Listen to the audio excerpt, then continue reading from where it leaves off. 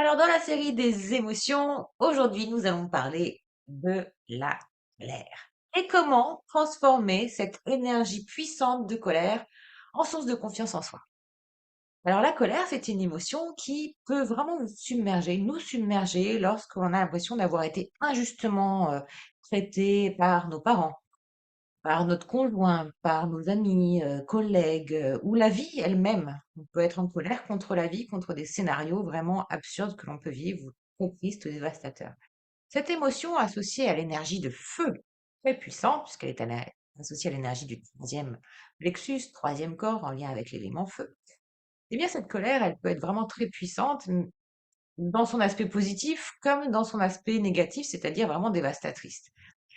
Et pourtant, effectivement, lorsqu'elle est utilisée intelligemment, cette colère, elle peut être prodigieusement constructive et bénéfique.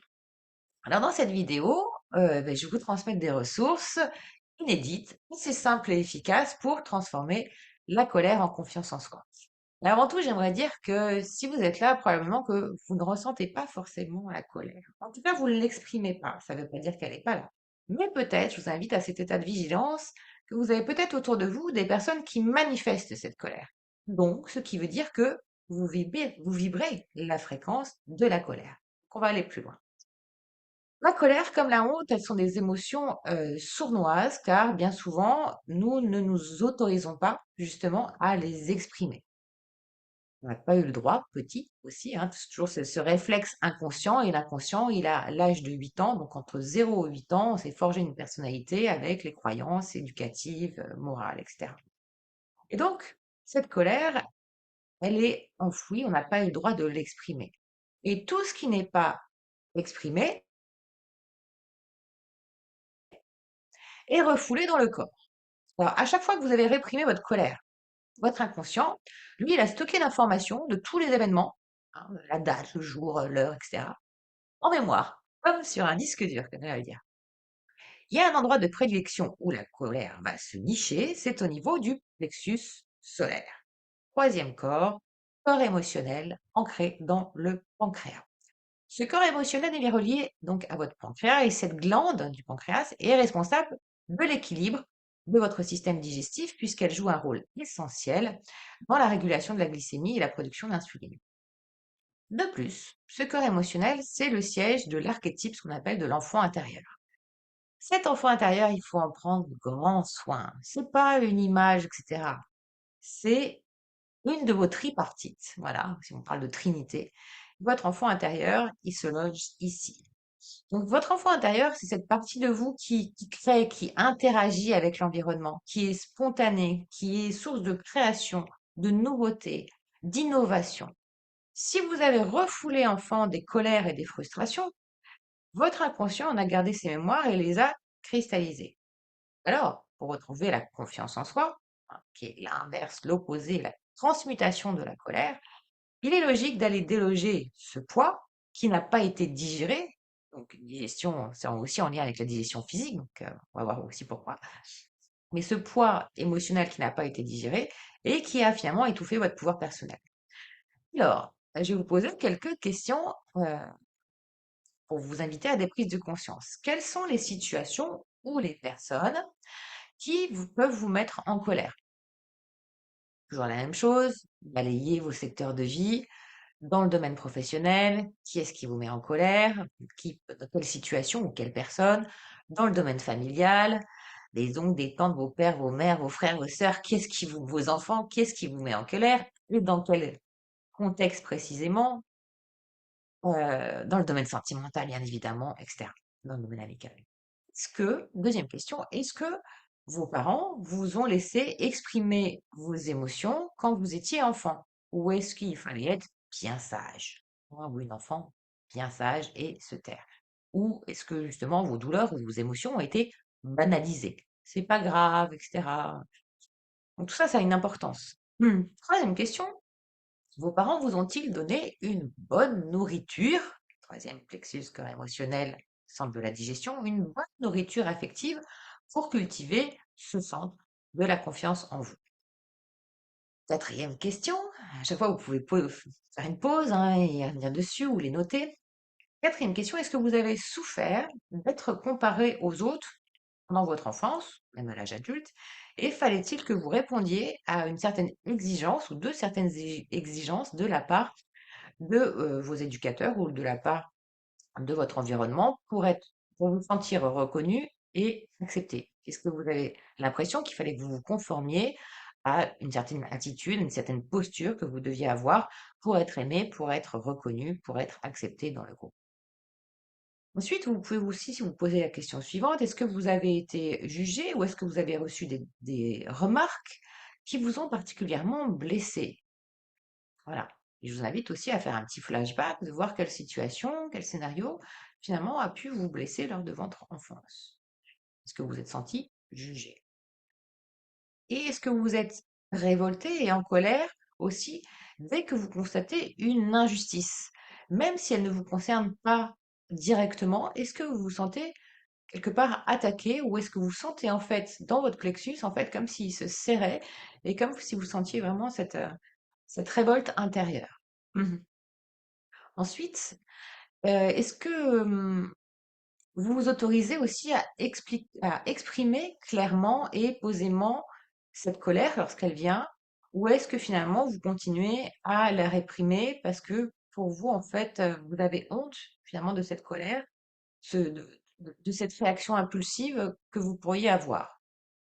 Est-ce que vous avez peur d'être jugé? Est-ce que vous êtes finalement authentique dans tous vos domaines de vie ou est-ce que vous avez l'impression de devoir jouer un rôle, de vous adapter, de ne pas être vraiment vous-même dans certaines situations?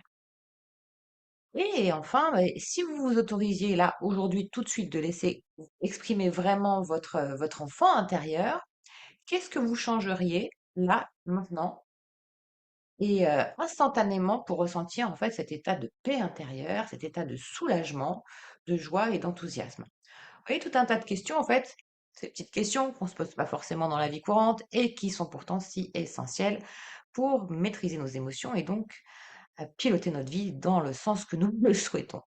Cette colère, elle peut vous envahir, elle peut nous envahir au point vraiment de nous étouffer, au point de vous isoler dans un monde de ressentiment et de culpabilité. Vous vous souvenez, dans la vidéo précédente, on a parlé de la culpabilité. Deuxième et troisième chakra sont intimement liés. Et les trois premiers plexus, particulièrement, parce que ce sont les plexus, les corps d'incarnation.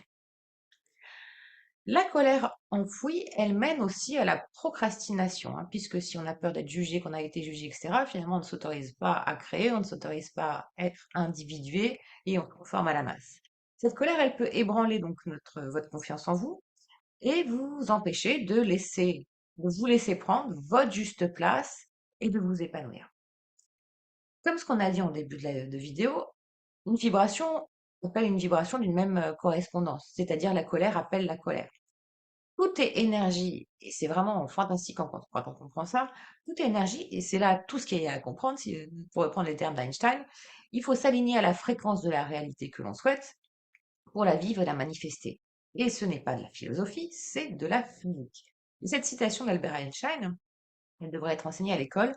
Si vous portez une colère intériorisée, que vous n'exprimez pas, vous allez attirer à vous des personnes, des scénarios qui vibrent et également en fait cette fréquence de la colère, mais eux, en fait, ils l'expriment, hein. Et comme l'univers cherche l'équilibre partout, pas l'harmonie, ça c'est à nous de le créer, mais l'équilibre, en fait, si vous vibrez la colère, vous allez avoir quelqu'un et que vous l'intériorisez, vous allez avoir quelqu'un en fait en face de vous qui va être très colérique, par exemple. L'effet miroir vraiment est surprenant et il est hyper riche d'enseignements, hein. Il mène vraiment à la connaissance de soi. Alors, je vous invite à observer votre environnement. Avez-vous un conjoint, un enfant, un parent, un collègue, un ami colérique? On ne rencontre vraiment que soi-même à travers l'autre et on se fait progresser. Si vous subissez un environnement toxique ou colérique, c'est urgent, effectivement, et que bien sûr, ça vous plombe, il est urgent de supprimer ce programme d'auto-sabotage. L'autre n'est pas coupable et en fait, il vous met juste en lumière, ce que vous portez pour vous permettre de transformer, en fait, une situation indésirable en situation désirable. Donc pour inverser la tendance, c'est très simple, il faut donc libérer ce programme de colère et reprendre la confiance en soi. Donc, pour reprendre en fait la maîtrise de cette émotion, de la transformer en confiance en soi et d'arriver à cet état de sérénité, de confiance en soi, d'harmonie intérieure, il faut arrêter de faire une affaire personnelle en fait du jugement ou du comportement des autres. Ça, c'est déjà tout un programme, hein, ça se fait pas en un clic. Et la vie des autres, c'est la vie des autres, hein, A-V-I-S et la vie, L-A-V-I, plus loin V-I-E. Et puis, je vous invite à explorer les clés suivantes pour vous permettre d'évoluer, en fait, de transiter de cette colère enfouie ou exprimée, mais la plupart du temps enfouie, en confiance en soi. D'ailleurs, c'est le propre aussi, pas mal sur un processus d'éveil. Souvent, ce sont des personnes qui sont hypersensibles, empathiques, qui ne reconnaissent absolument pas leurs dons, leurs qualités, leurs talents, qui ont des grosses loyautés familiales, qui n'ont pas eu le droit d'exprimer leurs émotions et qui subissent en fait une colère extérieure. Mais quand vient ce processus d'éveil et de croissance personnelle, qu'on appelle développement personnel, eh bien, vient un temps où justement, quand on vient libérer, en fait, c'est quand on vient travailler sur l'enfant intérieur, il y a une forme de révolte intérieure, mais c'est bien, hein, parce que le feu, c'est le feu de l'action aussi, c'est l'énergie d'action, c'est l'énergie de vie. Eh bien, il y a une colère intérieure qui doit sortir pour que justement cette colère se transforme en confiance en soi. Donc, le premier pas vers la transformation, c'est de comprendre vos croyances limitantes qui alimentent, ou qui ont alimenté jusqu'ici la colère. Ces croyances, c'est comme des chaînes invisibles, qui, vous retiennent dans un état de révolte. Ces croyances sont le plus souvent liées, comme on l'a dit, avec vos blessures, d'enfant, votre histoire et la transmission de vos éducateurs entre l'âge de 0, 8, 12 ans, l'âge de l'inconscient. Donc, moi, je vous invite à écrire aussi votre histoire, hein, l'histoire du super-héros ou de la super-héroïne, en vous remémorant aussi tous les moments depuis votre enfance où vous avez ressenti de la colère, mais sans l'avoir exprimée. Vous allez remarquer, vous allez arriver à des constats, des prises de conscience, si on vous a changé d'école, si on vous a imposer des choses, priver, de certains plaisirs, de certaines activités, ou en lien avec vos amis, ou en lien avec vos activités de loisirs, ou en lien avec votre orientation, éducative. Dès la tendre enfance, en fait, c'est intéressant d'aller se remémorer qu'est-ce qui nous a mis en colère et là où on n'a pas exprimé cette colère et qui est restée dans le corps. Donc colère et plexus solaire, il faut vraiment aussi prendre soin de ce troisième plexus, troisième chakra, siège de cet enfant intérieur.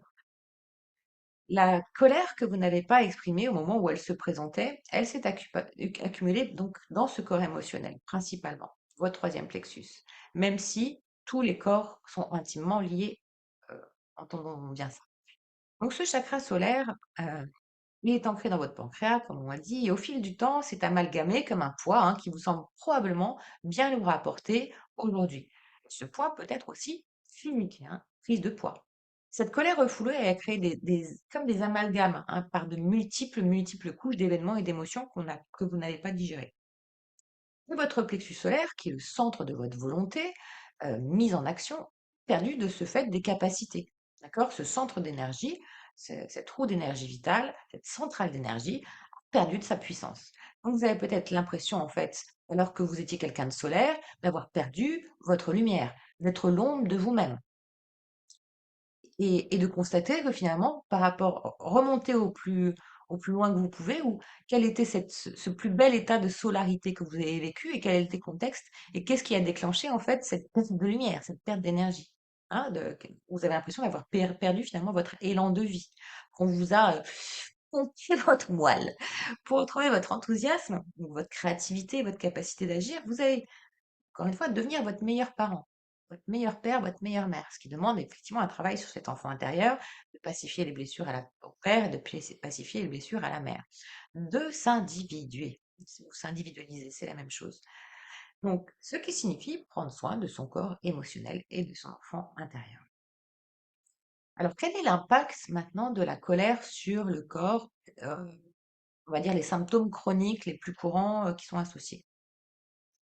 La colère, elle n'a pas seulement un impact émotionnel, elle se loge aussi donc dans votre corps et elle influence votre système hormonal. Donc ces symptômes associés peuvent être de l'ordre de problèmes de poids, comme on l'a dit, de problèmes de digestion ou d'addiction, de dépendance. Pour libérer ces symptômes, il est indispensable d'aller à leur origine. Et lorsque vous libérez ce poison émotionnel qui draine votre énergie vitale, vos sécrétions hormonales se régulent, hein, elles étaient soit en surefficience, soit en déficience pour compenser en fait trop ou ce pas assez. Et votre corps n'a plus besoin, en fait, quand vous allez à la racine du problème, votre corps n'a plus besoin de compenser par des excès ou des addictions ou autres. Ok. Ça s'équilibre. Substituer la colère par la confiance en soi. Donc l'objectif ultime que vous avez, c'est de substituer l'empreinte douloureuse de la colère par un état émotionnel empli de confiance en soi. Donc les méthodes pour effectuer cette transformation intérieure, en tout cas celle que je vous conseille et celle que j'applique en agapé. D'abord, vous allez travailler sur l'origine de vos colères.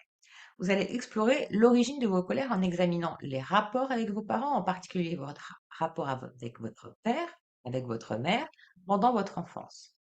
Alors, c'est un travail qui, quand on débute, qui est assez puissant hein, émotionnellement, ça fait ressortir pas mal de choses. Donc, faites-vous accompagner au besoin pour comprendre aussi, déjà pour avoir aussi toute euh, cette consolation, puisqu'en fin de compte, vous allez voir que votre enfant intérieur qui n'a pas eu le droit de s'exprimer là, il va peut-être vouloir s'exprimer justement. Donc, faites-vous accompagner en agapé avec moi ou avec les thérapeutes de confiance bienveillants et de valeurs que vous connaissez.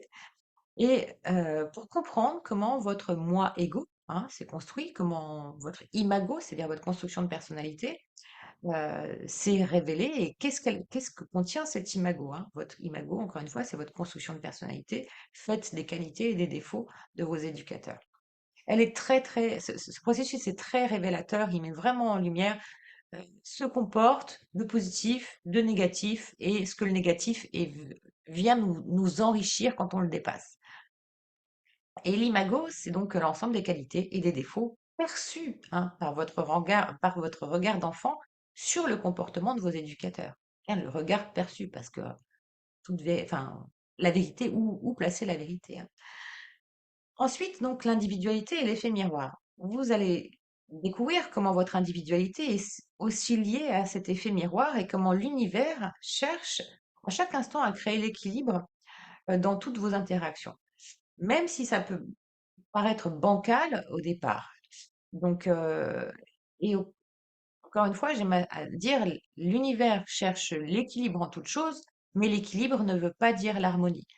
On peut avoir un équilibre complètement bancal, une colère complètement enfouie avec une personne intériorisée à 20%, avec très peu de confiance en elle, et extérieurement, une autre personne en face qui va exprimer, refouler sa colère sur l'autre, qui va être hyper agressive, avoir un ascendant sur l'autre et qui va être à 80%. Mais 80 et 20, ça fait 100%. Ok. Le but du jeu, c'est d'arriver dans cet alignement de, voilà, la justesse, l'équilibre horizontal et vertical. Donc, équilibrer donc, l'individualité et l'effet miroir, pardon. Effectuez un travail de fond aussi quotidien en observant par votre qualité de présence, la qualité d'échange relationnel avec chaque personne de votre environnement. Que ce soit des personnes qui vous sont très proches ou que ce soit des personnes que vous croisez. Ce qui se joue en fait, qu'est-ce qui est échangé, identifié, mesuré, pondéré, comme si chaque personne était un acteur en fait dans le scénario de votre vie d'héros ou d'héroïne et se place en vous, devant vous, face à vous, pour un processus de croissance, d'évolution, de compréhension et c'est comme un jeu de balance, vous allez voir heu, quel équilibre se crée, comment vous nourrissez le lien l'un et l'autre et vers quoi ça vous mène. Ensuite, équilibrez votre chakra solaire. Ce chakra du plexus solaire, donc associé au corps émotionnel, comme on l'a dit, siège de la confiance en soi et de l'enfant intérieur, il joue un rôle important dans vos prises de décision, dans votre positionnement, dans vos actions, on a dit de votre volonté mise en action et dans vos relations interpersonnelles. Donc, il faut apprendre à équilibrer et à maîtriser ce centre d'énergie. Je vous invite aussi à regarder la vidéo spécifique sur ce chakra du plexus solaire, troisième chakra. Il existe donc plusieurs moyens d'équilibrer ce chakra dont je parle dans cette vidéo, notamment l'alimentation, les pierres, les huiles essentielles, les soins énergétiques, bien sûr, pour adopter aussi de nouvelles routines pour maintenir l'équilibre. Mais pour aller plus loin, en fait, pour dissoudre la colère, il faut aller à son origine, en extraire la cause tout en la dépassant. Les routines ne sont pas le travail de fond. Elles sont aussi complémentaires, ces deux processus. Donc, pour dissoudre la colère, moi, je vous invite à faire l'atelier soins audio de la colère à la confiance en soi du programme Maîtriser vos états émotionnels, ce programme complet qui agit sur vos 7 chakras avec les blessures émotionnelles associées. Et dans ce programme spécifique, en fait, de la colère à la confiance en soi, ça vous permet de dissoudre, en fait, ces programmes, ces mémoires, libérer cette mémoire cellulaire déviante qui porte ces programmes de colère. Donc l'écoute active de l'atelier en premier, et puis bien sûr du soin pendant un cycle minimum de 21 jours. Hein. Pour ancrer une nouvelle information, il faut créer une nouvelle routine. Les verbes irréguliers en anglais, vous les avez pas appris une fois. L'alphabet, à écrire, etc., le vélo, tous nos apprentissages, en fait, sont faits d'ancrage.